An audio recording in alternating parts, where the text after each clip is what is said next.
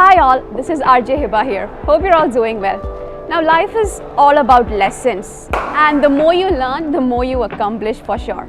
But learning is not just through schools, right? I mean, that's pretty much an old concept, and we have a lot of youngsters today proving that too. Now I get the honor of meeting one such youngster today.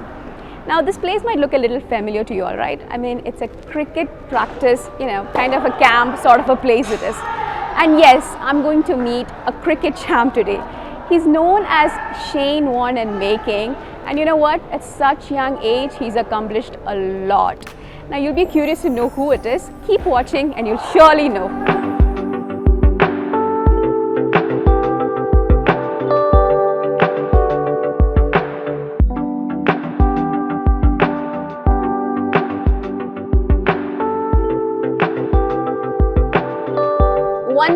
Wickets, a Shane Warne in making, a net bowler for international teams like West Indies and Afghanistan. These are just the tip of an iceberg of a young champ in making, and I have the honor of introducing to you Shourya Raj, in fact a Raj in cricket. Welcome Shourya Raj to 360 Radio. Thank you. How are you? I'm good, how are you? I'm good too. Now, you've been playing cricket from a very young age, and in a very small time you've achieved a lot. So how was it that Shourya Raj, started to bat and ball first? When did it begin? So when I was 5 years old, my dad put me into an academy so that I would do some physical activity. Okay. So then since then, I just loved the game and I've picked up. I've continued since then. Okay, so you started from around 5 years and you've been continuing playing, right? Yes. That's very nice. And probably, your dad's been that first person to have, inspired you into it, right? Yeah. Okay, so we all have, different kind of heroes in our lives. And now when it comes to cricket or your life, who's, one of your biggest heroes out there? My inspiration has been Shane Warne since I started playing. Yeah? Because since I was 5 years old, I would watch his videos and try to emulate him in the nets. Wow. And something like as a bowler, he was very patient, didn't try too much, he was accurate. That's what I admired most. He was one of the greatest players to ever play the game. Yeah. But he did it on his own terms with flair and swagger. Okay. Indeed, they call him as a Shane Warne in making, and I guess, that's from his own inspiration that he would one day probably, be like a player just like Shane Warne. And I really, hope that comes true for you. Now, you've been acing in the field and at the same time acing in your classroom. How have you been balancing that, your academics as well as your passion for cricket? I think that time management and planning was key. Yeah. Because the days I had practice and games, I knew that I had not more than an hour or two to study. So it's just that I had to optimize that time, and then on my rest days, just give a little bit more emphasis to it. Okay. So your key role was in managing your time. Yeah. And that's something that you made sure that, you would go through. Yeah. So, your school's been providing you with the Rahhal program also. And I believe that had a key role also to play. So how was that, having a program like that helping you? In the UAE men's cricket, we normally play very late night games. Okay. So we would come home after a game by 1 o'clock in the night or 2 o'clock in the night. So the Rahhal program enabled me to not stress too much. I could walk in slightly later to school. And also 3 days a week, I would miss the last 2 periods of school for one-to-one sessions. Okay. So the teachers really helped me out. I had extra material, extra support. So the Rahhal program has really helped me a lot. Yeah. And now how do you feel when you see yourself, accomplishing both in academics as well as, in cricket?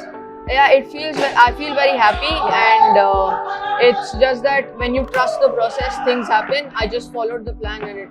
Wow, okay. That's truly motivating right there, and I think I'm going to take that lesson home today. So you've got into school in UK for your higher studies. It's probably for your 11th and 12th grade, right? Yes. So how was that process like? My coach Obaid Mead sir, he was himself part of the England Lions in county setup.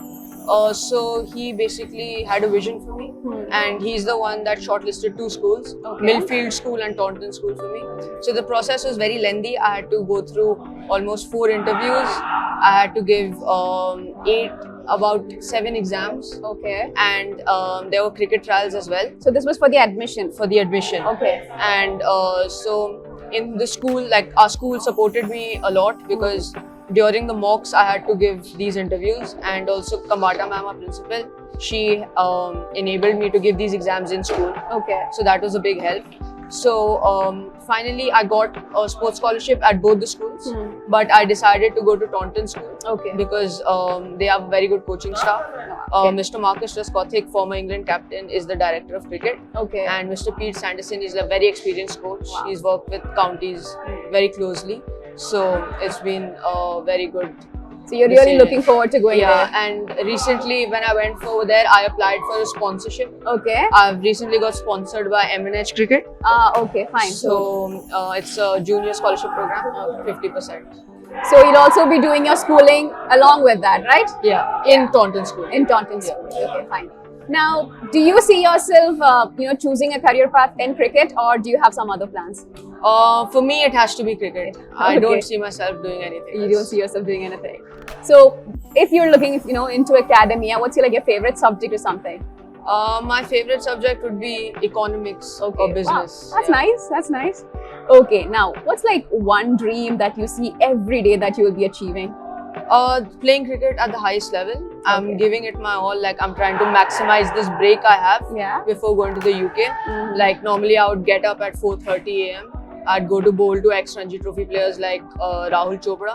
Like, he's right now aspiring to play for UAE now. Okay. So like his advice, like as a batsman, is very valuable to me. And then I would come back in the afternoon, discuss stuff with my coach, Obi sir. Okay. We'd work on technical stuff, tactical stuff. So So you're really putting all yourself into it. Huh? That's really great. In fact, another great motivating thing that we all can learn from Shirley. Now, what is a lesson that you always carry throughout your life? it's something that was instilled in me because of Obi sir, my coach. Okay. It's trust the process and like focus on the process and not on the result. Okay. Because when we just started coaching, we made a lot of changes to my bowling. Okay. And initially it didn't work out, but later on I started getting results. So it's something that I even applied while studying. That even though sometimes you'd have doubts like how am I going to cover the syllabus or whatever, I just made a plan and just followed that honestly. Okay. And I got the results. Wow, that's indeed a great lesson. Trust the process, not the results, because surely when you work hard enough towards the goal, all that matters is that process, and you will surely reach there. Shourya has indeed shown us that. Now, what do you see once you go to UK? You will have to choose probably a degree or something after your schooling and all. Do you have anything planned like that? Yeah, probably something like engineering management. Okay, fine. Yeah. Okay. Thank you so much, Shourya, for giving us this time, and thank you so much for sharing all those valuable lessons. And I really hope and pray that you reach all sort of heights that you have to. Thank you so much. Okay, that was Shourya, and what is indeed inspiring. Listen to him, and I think there are 2-3 things that I will take back home. First of all, trust the process and not the result. That's going to be a lesson that I keep in my heart too. Anyway, this was fun. Thank you so much once again. Bye-bye.